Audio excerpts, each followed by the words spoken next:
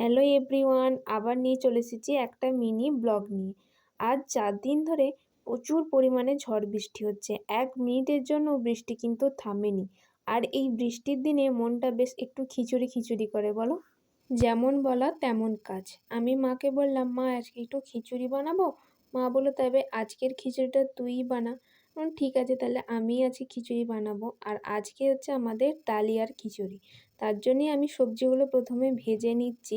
আর আগে থেকে ভেজে রাখা তোমার ডালিয়া, কলাই এগুলোকে সব দিয়ে একসঙ্গে মশলা দিয়ে কষিয়ে প্রেসার কুকারে ভরে দিয়ে সেদ্ধ হয়ে গেলেই এরপরে খিচুড়ি রেডি। আর কদিন ধরে তো খুব বৃষ্টি হচ্ছে, আর বৃষ্টির জেরে না আমাদের এখানে ছোট ছোট যে চুনো মাছগুলো হয়, আমরা এই মাছটাকে মৌরলা মাছ বলি, এই মাছ খুব হচ্ছে। আর আমাদের সেই মাছই কেনা হয়েছে এখন। বৃষ্টির দিনে গরম গরম খিচুড়ি আর ডিম ভাজা, উফ! তো মিনি ব্লগটা এখানেই শেষ করলাম। কেমন লাগলো কমেন্ট করে জানাবে।